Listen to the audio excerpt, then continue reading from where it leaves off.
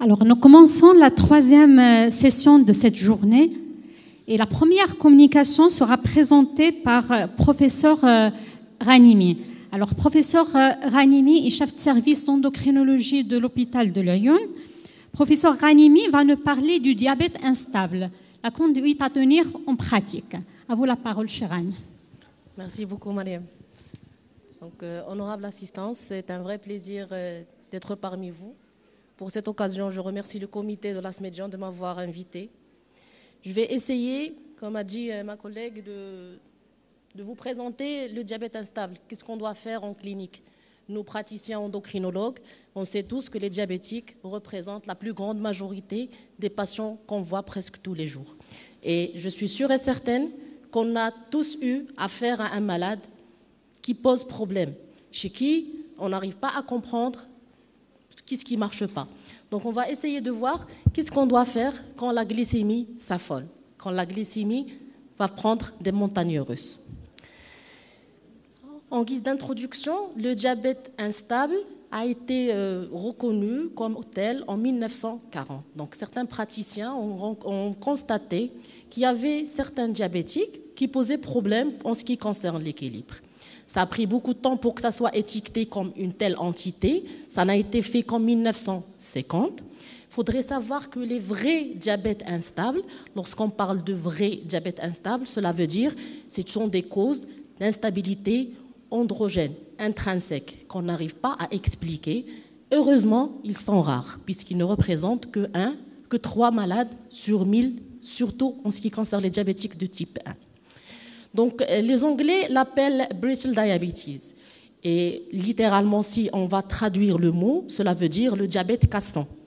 Et moi, je trouve que c'est une appellation plus appropriée, puisque ce sont des diabètes qui vont nous casser, nous autant que soignants, mais aussi le malade. Donc, ça va retentir sur la qualité de vie, ça va retentir aussi sur les complications, surtout les aigus, et ça va nous déprimer, nous, autant que malades, comme sensation d'échec devant ce diabétique-là qu'on n'arrive pas à gérer. Il faudra noter aussi que le pronostic est assez sombre, puisque ça peut arriver jusqu'à 50% de mise en jeu du pronostic vital, surtout par les complications aiguës engendrées par l'hypoglycémie. Donc, qui dit diabète instable dit variabilité glycémique. La variabilité glycémique prend 2 relais. Il y a une variabilité à court terme et une variabilité à long terme. La variabilité glycémique à court terme, elle intéresse une variabilité dans le temps et dans les amplitudes de la glycémie. Donc, ce sont les excursions glycémiques qu'on va voir au cours de la même journée, un passage d'hypo en hyper ou bien le contraire, sans explication patente, mais aussi des variabilités glycémiques interjournalières. Donc avec le même régime, la même médication, on n'a pas les mêmes chiffres glycémiques. Et ça va bien sûr impacter à long terme notre équilibre. Ça va retentir sur l'hémoglobine glyquée. Donc aussi, elle va être variable dans le temps. Donc la variabilité glycémique est un mot singulier, mais qui doit se conjuguer en pluriel. Ça veut dire quoi? On ne va pas juste tenir compte d'une hémoglobine glyquée instable qui est variable, ou bien des glycémies qui sont variables. Ça fait tout un tout. Mais ce qui est sûr et certain, c'est que dans les études, on a prouvé que la variabilité de la glycémie postprandiale impacte beaucoup cette instabilité glycémique. Donc, si on arrive à gérer les glycémies en postprandial, en adaptant les traitements, on pourra nettement diminuer cette instabilité glycémique. Donc, pour qu'on puisse traiter cette conduite à tenir en pratique, il est évident qu'on doit faire un cas clinique. Donc, c'est une patiente qui est âgée de 38 ans, diabétique type 1 depuis l'âge de 12 ans, donc une évolution de la maladie de 26 ans. Elle est éduquée, instruite, impliquée. Elle est au stade de complications micro-angiopathiques, pas quelque chose de méchant. Donc une néphropathie au stade de microalbuminurie, contrôlée sous IEC. Une neuropathie qui ne nécessite pas de traitement, c'est beaucoup plus une neuropathie sensitive, donc douloureuse au début avec bonne évolution sous traitement et arrêt de traitement. Et une rétinopathie minime. La malade est sous schéma basal-bolus, le meilleur schéma qu'on puisse proposer à notre patiente de type 1, avec des analogues. Elle est sous 3 aspartes fixes et 2 détémir, avec bien sûr des autocorrections. Elle vient nous voir en consultation avec une hémoglobine glyquée à 8,2%. Elle est dépitée, elle est fâchée, elle ne comprend pas pourquoi. Ça fait 3 mois, elle était équilibrée. Donc, est-ce que vous trouvez que la malade était vraiment équilibrée il y a 3 mois? Est-ce qu'on peut dire que notre malade, qui avait une hémoglobine glyquée à 7,4, était équilibrée il y a 3 mois? Oui ou non?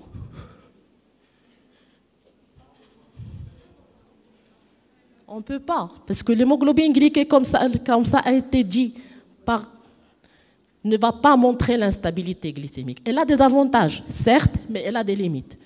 C'est une malade, l'hémoglobine glyquée va nous renseigner sur l'équilibre, va nous aider à arranger le traitement.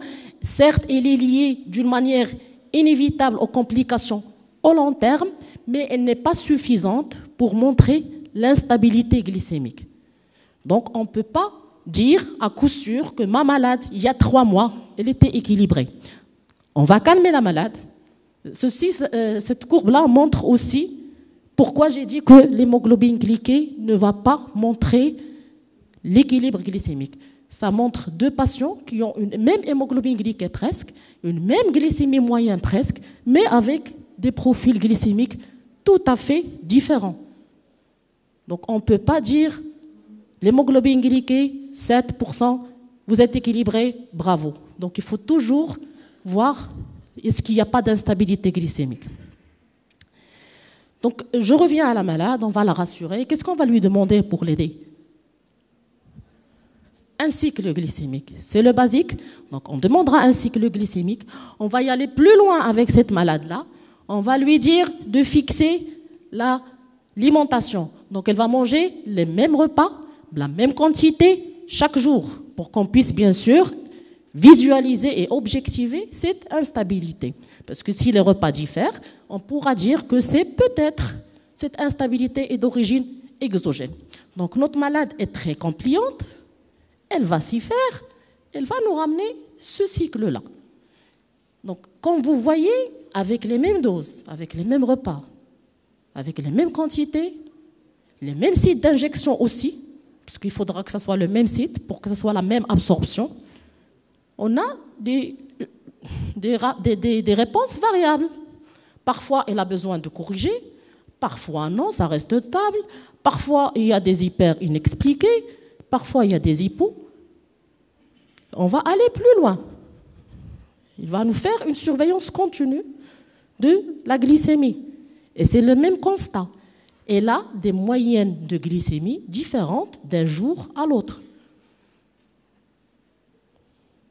Donc, qu'est-ce qu'on peut dire? Quel diagnostic on posera devant cette malade-là?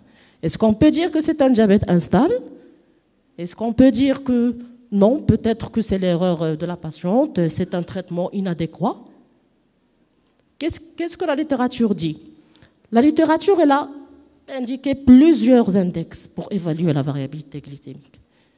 Plusieurs, très compliqués, très mathématiques, très difficiles pour nous à appliquer en pratique journalière. Si on s'amuse à calculer par exemple le MAGE, le LBGI chez tous les malades, dans toutes les consultations, ça ne va pas finir. Donc plus on s'approfondit, plus on se perd. Qu'est-ce que je fais avec la malade? Donc les études, pour se faire facile, ils ont conclu à garder que 2 index. C'est le coefficient de variabilité et le mode, ça veut dire les variabilités interjournalières à la même heure. Et ils ont choisi comme seuil un seuil de coefficient de variabilité supérieur ou égal à 36 et un seuil de mode, ça veut dire de variabilité interjournalière supérieur ou égal à 0,6 mg par litre.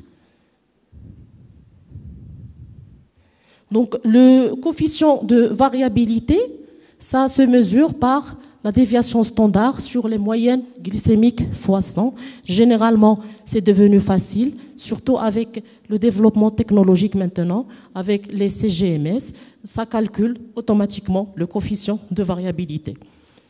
Le mode, ça se calcule en mesurant les variabilités glycémiques interjournalières à la même heure. Plus c'est élevé, plus ça veut dire que j'ai une instabilité glycémique. Mais il faudra savoir que le coefficient de variabilité lui-même peut être variable d'un jour à l'autre.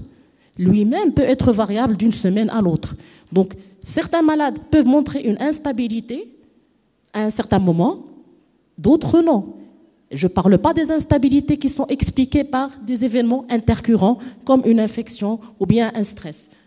C'est ça le diabète instable à lui-même, c'est que c'est endogène, ça ne s'explique pas. On va voir par la suite les étiologies. Donc en pratique courante, pour poser le diagnostic et évaluer cette instabilité, il faudra faire des glycémies, tout bonnement, ça c'est sûr. Et il faudra analyser ces glycémies, non pas juste lors de la journée, mais d'un jour à l'autre, à la même heure. C'est plus facile lorsqu'on a des mesures continues de la glycémie, puisque juste en visualisant le fameux nuage, on va dire qu'il y a variabilité, instabilité ou pas. Plus ce nuage-là grandit, ça veut dire l'espace interquartile, plus il grandit, plus ça montre une variabilité, une instabilité glycémique. Plus il s'amincit, plus mon diabète est stable. Donc, mais pour se faire plus précis, il faudra compter le coefficient de variabilité, comme j'ai dit, qui est maintenant donné par les moyens de mesure de glycémie continue. On revient à notre patiente. Donc, elle nous a ramené son... Non, ça, ce n'est pas la patiente. Ça, c'est toujours le calcul de la variabilité. Certaines équipes vous disent même que le coefficient de variabilité doit être inférieur à 33%.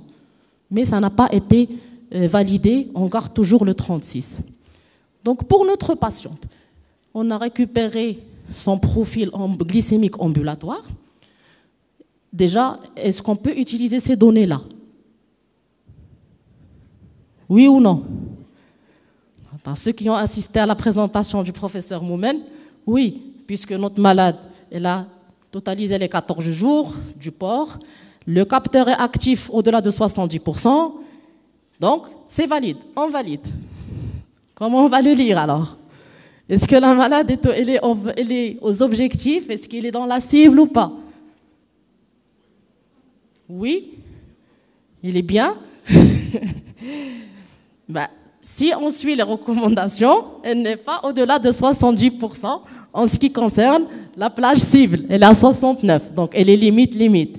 Mais on constate qu'elle présente beaucoup d'hyperglycémie. Sa variabilité, elle est à 36%, donc elle est vraiment limite. Il ne faut pas oublier que c'est une maladie, comme j'ai dit, qui corrige beaucoup, mais à la longue, peut-être que lorsqu'on demande pourquoi il y a ces hyper-là, le malade s'épuise. Donc parfois, la malade nous dit je ne vais pas corriger parce que je suis fatigué. À chaque fois, corriger, c'est fatigant. Le profil ambulatoire de notre malade montre un espace très élargi. Donc c'est vraiment variable. On peut dire que pour l'instant, à cet instant-là où j'ai vu ma malade, c'est vrai que maintenant, elle a un diabète instable. Les études de l'équipe de Monnier, ils ont montré que les diabétiques de type 1 et les diabétiques type 2 insulinisés sont plus prédisposés à montrer des diabètes instables. Ceci a été expliqué beaucoup plus par l'état d'insulinopénie totale. Donc plus j'ai pas d'insuline, plus j'ai recours à un traitement insulinique, plus ma glycémie va se balader comme elle veut. Peut-être que j'ajusterai pas les doses, peut-être que l'absorption sera différente, peut-être que c'est pas assez pour contrebalayer les hormones de régulation, l'état de stress. Donc ça a été montré, puisque ici, 55% des patients avaient un coefficient de variabilité au-delà de 36%, et des malades de type 1. Et 19% avaient un coefficient au-delà de 36% des malades de type 2 insulinisés. Par contre, les malades type 2 sous mesure, sous antidiabétiques oraux ou bien sous antidiabétiques oraux avec une bedtime, n'avaient pas d'instabilité glycémique, puisque aucun d'eux n'avait un coefficient de variabilité qui dépassait les 36. Ok, on a posé le diagnostic, mais pourquoi faire? Est-ce que si on définit cette invariabilité glycémique, je gagne quelque chose ou bien c'est juste pour me casser la tête? Est-ce que ça a un effet de savoir que mon malade a une instabilité glycémique? L'éducation thérapeutique, oui, bien sûr que ça a un effet, puisque ça a des complications aiguës, surtout. Ça a été prouvé qu'il y a un lien de causalité entre variabilité glycémique et hypoglycémie. Qui dit hypoglycémie dit un risque de traumatisme, un risque carrément de problème cardiaque ou un risque de mort, de coma hypoglycémique. Qui dit hypoglycémie dit un état de stress, non pas psychique, mais physique, avec une cascade de sécrétions, cascade de réactions chimiques, un stress oxydatif qui pourra, à la longue, altérer l'état physique de mon patient, sans parler de l'état psychique avec les peurs des hypoglycémies que les malades vont présenter. Donc ça a été prouvé que plus cette variabilité glycémique est élevée, plus mon malade fait des hypoglycémies. Et cette variabilité glycémique-là va nous empêcher à mieux équilibrer le malade. Pourquoi? Si on ne baisse pas la variabilité glycémique, on ne pourra pas faire grand-chose à notre malade. Oui, c'est l'indication de la pompe, mais pas tous les malades ont les moyens de la pompe. On doit trouver une solution. Parce que plus mon malade est instable, si j'intensifie le traitement, je l'expose encore plus à faire des hypoglycémies. Donc je dois, avant d'intensifier le traitement, résoudre ce problème de variabilité. Je dois la baisser. Plus il fait des variabilités glycémiques, par exemple, la malade, elle vient me voir, elle est à 8,7 malade là, à 8,2, j'augmente les doses systématiquement. Je l'expose plus à un risque d'hypoglycémie parce que ces glycémies sont instables. Je n'ai pas un raisonnement logique où le problème il est. Mais ça, c'est pour les complications aiguës, à court terme. Mais les études se débattent toujours, est-ce qu'il y a réellement un lien de causalité entre instabilité glycémique et complications dégénératives. Donc, aucun lien n'a été établi jusque-là. Il y a des équipes qui disent oui, il y a des équipes qui disent non. Donc, on ne peut pas dire que la variabilité glycémique, mais y est pour quelque chose en ce qui concerne les complications micro et macro dégénératives. Mais en ce qui me concerne, je dis que oui, puisqu'elle va impacter l'équilibre. Qui dit équilibre dit complications dégénératives. Donc, logiquement, oui. OK. Pourquoi cette malade, elle présente une variabilité glycémique et d'autres non? Peut-être qu'il y a une étiologie qu'on pourra guérir. Peut-être qu'il y a quelque chose d'organique. Donc, on doit chercher les causes. Certes, il y a des causes organiques à l'instabilité glycémique. Mais il faudra savoir que 70% des causes sont psychiques. Donc, on va chercher tout bonnement, comme tout médecin, avant de retenir le psychique, des causes organiques. On doit chercher la malabsorption. Il ne faut pas oublier que c'est une diabétique de type 1. Donc, elle est exposée à faire d'autres pathologies auto-immunes, comme la maladie cœliaque. On doit chercher les habitudes toxiques. Il faudra savoir aussi que l'alcool aggrave les hypoglycémies. La dysautonomie, la gastroparésie surtout. Notre malade, on avait dit qu'elle a une neuropathie diabétique déjà. Donc, il faudra chercher la gastroparésie avant de conclure que non, c'est une instabilité endogène et c'est tout. Il faudra aussi chercher les défaillances d'administration de l'insuline. Est-ce qu'elle sait s'injecter ou pas? Est-ce qu'elle a des lipodystrophies ou non? Il faudra voir les sites lorsqu'elle s'injecte, par exemple, au niveau de la cuisse. Est-ce que ça augmente plus rapidement? À quel moment? Il faudra essayer de trouver le problème, il est où? Il faudra chercher aussi les problèmes Les hormones de contre-régulation, est-ce que la maladie a une insuffisance surrénalienne? Est-ce qu'elle a un état d'hyperthyroïdie auto-immune? C'est une diabétique de type 1. Donc, tout désordre hormonal peut perturber l'homéostasie glucidique. Et enfin, chercher les anticorps anti-insuline et anti-récepteurs de l'insuline, non pas pour poser le diagnostic, mais pour évaluer l'efficacité de cette insuline qu'on donne à notre malade. Mais comme j'ai dit, 70% des cas, la cause psychosociale a été mise en question. Donc, elle en est responsable dans 70% des cas. On a constaté que les malades anxieux faisaient plus d'instabilité glycémique. Donc, l'état d'anxiété, peut-être c'est dû à la sécrétion des hormones de stress qui sont hyperglycémiants, peut-être. Mais aussi, on a constaté que les malades qui avaient des traits de personnalité particulières, comme le borderline, comme l'histrionique et le narcissique, donc ils présentaient une instabilité glycémique plus qu'une personne qui, soi-disant, a un trait de personnalité normal, même s'il n'y a pas de normalité. Ok, on a identifié le problème. Est-ce qu'on s'arrête? Non, ça ne sert à rien d'identifier le problème. Je dois trouver une solution. La maladie est là pour que je l'aide à s'équilibrer. Donc, si je peux traiter les causes organiques, je le fais. Mais pas toutes les causes organiques sont traitables. On traite les maladies cœliaques, on traite l'insuffisance surrénalienne, on fait les évictions de l'alcool, oui, mais par exemple la gastroparésie, je ne peux pas la contrôler. Il n'y a pas de traitement efficace contre la gastroparésie. Je peux adopter certaines mesures hygiéno-diététiques, peut-être un changement des horaires des injections, mais souvent c'est une gastroparésie imprévisible, donc je ne peux pas la contrôler à 100%. Alors, j'optimise le traitement insulinique. J'optimise le traitement insulinique en proposant des schémas plus adaptés. Un schéma basal-bolus. Ça va nous donner plus de liberté d'adapter la dose de rapide et la dose de lente, séparément. Aussi, avoir recours aux analogues deuxième génération. Ils sont plus stables. Il faudra aussi penser à la gestion des hyperglycémies, revoir avec la malade les objectifs, comment elle gère. Et comme a dit notre ami, il n'y a pas mieux que la pompe. Et c'est la pompe fermée. Parce que la pompe boucle ouverte, certes, elle est bien, mais l'intérêt de la pompe fermée, c'est surtout les stop hypo, mais aussi les bolus de correction.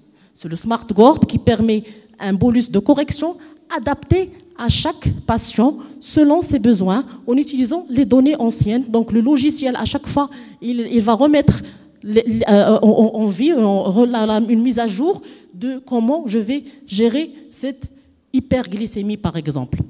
Et meilleur des cas, si on peut, transplantation du pancréas ou bien des îlots de Langerhans. Donc ici, c'est une malade qui a été mise sous pompe boucle ouverte, c'est le tracé en rouge. La même malade, lorsqu'on est passé à la boucle fermée, c'est le tracé en bleu. Donc on constate que notre malade, elle s'est améliorée, donc ça a baissé. Donc la boucle fermée, c'est la mieux adaptée, meilleure que la boucle ouverte. Il y a ici, c'est le tracé d'une malade qui était aussi sous pompe, chez qui on a fait une greffe des îlots de Langerhans. Donc elle est restée insulino-indépendante pendant 4 ans. Mais après, on a eu recours à des petites doses d'insuline. Vous voyez son tracé après, il est parfait, impeccable. Il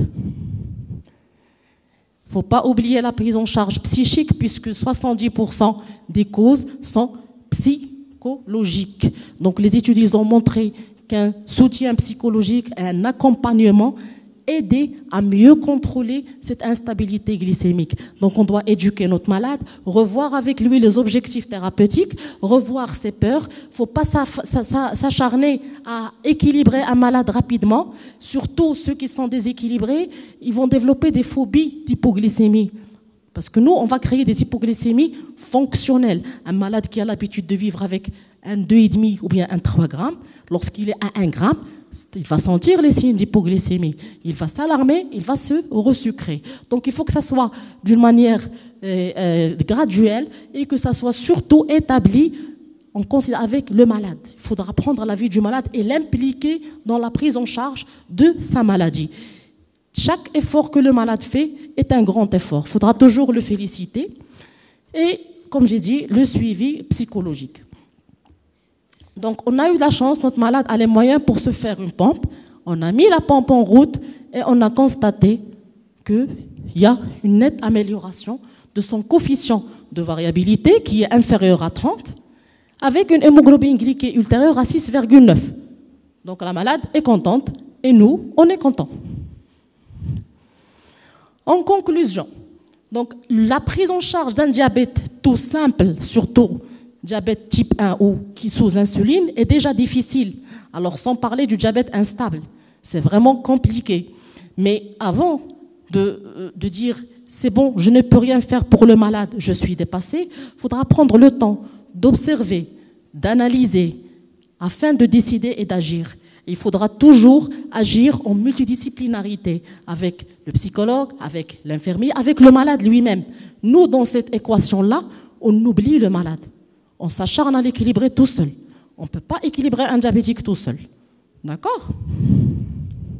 Et je vous remercie.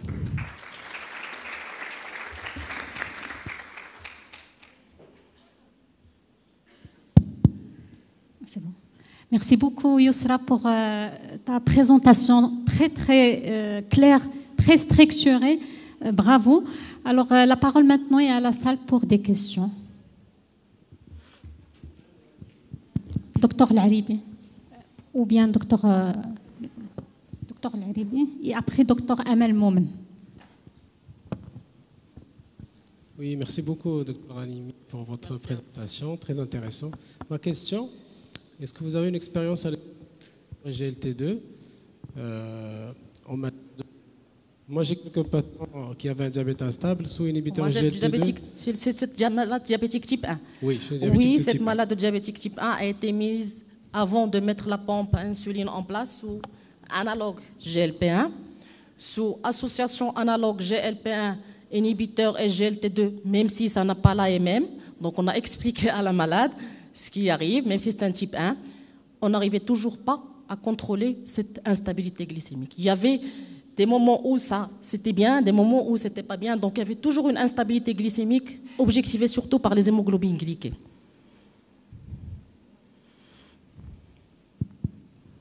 Docteur Moumen. J'avais une question par rapport à la mise sous mesure continue du glucose. Est-ce que ça n'aide pas les patients pour vaincre cette instabilité glycémique sur le plan dans la littérature? Si, ça aide, ça baisse. Si, ça baisse. Ça baisse énormément. Il faudra savoir aussi que cette malade, avant la mise sous capteur, sous contrôle continu de la glycémie, mesure continue, elle était à 10% d'hémoglobine glyquée. Donc ça aide, oui, mais pas tout seul. Donc si le malade, par exemple, même s'il scanne, il est en hyperglycémie, si il ne fait pas ce qu'il faut, il va rester en hyperglycémie. Ça aide, c'est sûr, ça a été prouvé, mais il faut aussi que le malade s'implique. Et l'utilise de façon optimale. De la façon optimale et surtout, il s'implique. L'intérêt de son utilisation, c'est pour qu'il puisse agir. C'est pour ça qu'il faut, j'ai dit, il faut que ça soit en combinaison avec le malade. Docteur Serrat.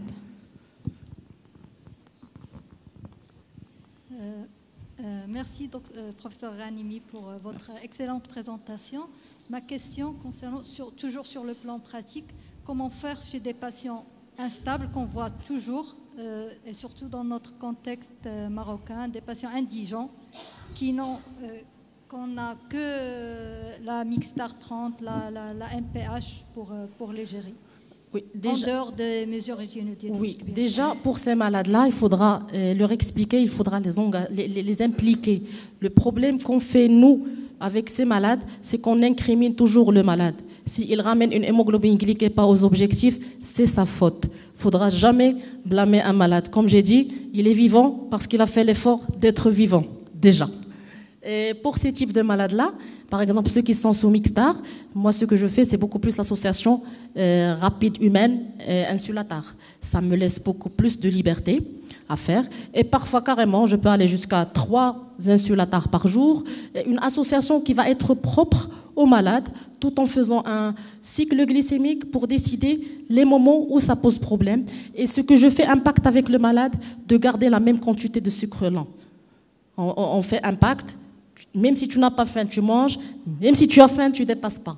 Et généralement, ça marche. Lorsque le malade sent que tu veux l'aider, généralement, il marche.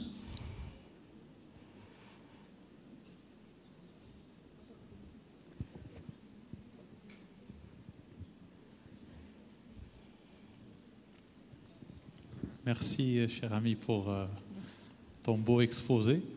Ma question, c'est par rapport aux étiologies qu'on doit rechercher pour éliminer une autre origine qui cause l'instabilité. Oui. Et dans ce cadre-là, ce qu'on faisait avant, c'est surtout savoir quel type d'instabilité. Instabilité de type hypo, instabilité hyper ou mixte. C'est juste par rapport au message pédagogique. Ça veut dire que je vais chercher l'insuffisance surrénalienne si j'ai plutôt insuffisance, une stabilité hypo. C'était juste un commentaire. Oui, bienvenue. Vous avez tout à fait raison, professeur Gendous. D'autres questions?